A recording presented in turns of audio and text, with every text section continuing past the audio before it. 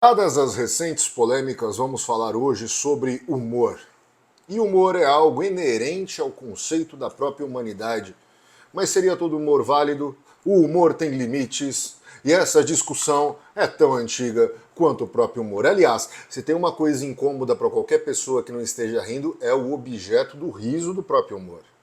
É muito frequente nós pensarmos na figura, quando a gente fala de humor, de bobo da corte.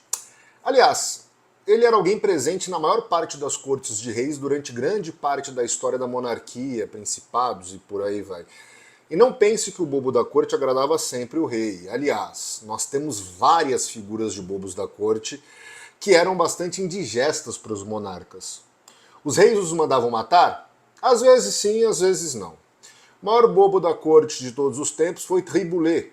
Ele serviu na corte do rei Francisco I na França ali no século XVI. Inclusive, escapou da sentença de morte quando ofendeu o rei, mas, devido aos seus anos de serviços prestados, Francisco I perguntou para ele: "Como você gostaria de morrer?" Triboulet disse: "De velhice, meu rei." O rei deu risada e ele foi apenas banido da corte. A questão aqui é: por que nós rimos? A risada está bastante ligada a um conceito de compreender algo, de entender a completude de alguma coisa. E aqui a gente tem um espectro de compreensão. Ou não rimos porque a gente não entendeu, ou a gente não ri porque a compreensão daquele algo que as pessoas estão rindo é alguma coisa que a gente considera inferior, a gente considera grosseiro para ser levado a sério enquanto risada. Até porque a risada vem acompanhada de uma espécie de ou de gozo da alma ou compreensão de uma realidade que, apesar de ser real, também é absurda. Não é à toa que o anjo da Catedral de Reims sorri de prazer ao anunciar a boa nova do nascimento de Jesus.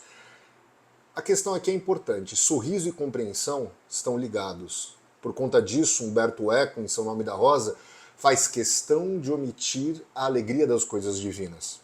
Eco era um dos maiores especialistas de semiótica da história e história eclesial do mundo, mas isso não tornou ele menos desprezível ao omitir a posição da igreja sobre o riso.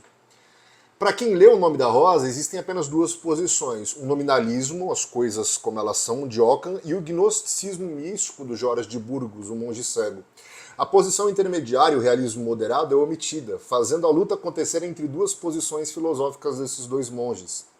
Se o riso tem então um espectro de compreensão, o bobo da corte nada mais serve do que para apresentar ao monarca o que está no coração dos homens simples da corte.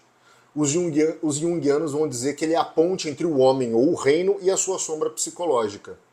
Isso não acontecia apenas com eles. Os estudantes de teologia das universidades medievais, eles se reuniam nas tavernas ali, regados a álcool, e escreviam as Carmina Burana, que nada mais são do que composições operescas, mais satíricas, sobre o que eles aprendiam nas universidades. Sim, se você acha maravilhoso, lindo, viró fortuna da Carmina Burana, saiba, aquilo é uma peça ofensiva para alguém.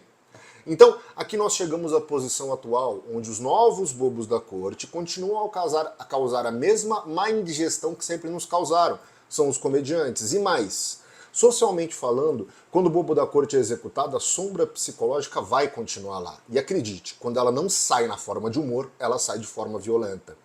O que nos leva a uma outra questão. O humor rude continuará causando ojeriza a quem está de fato focado em questões mais elevadas da alma, em ser um ser humano melhor. O resumo desse vídeo então é: não existe resposta fácil quando se trata de polêmica com relação ao humor. Ele vai continuar tão indigesto quanto ele sempre foi. De um lado, a gente tem o perigo da gente quebrar a ponte com a nossa sombra psicológica matando o humorista. Do outro lado, o riso grosseiro continua sendo apenas ofensivo. A solução? Eu não faço a mínima ideia.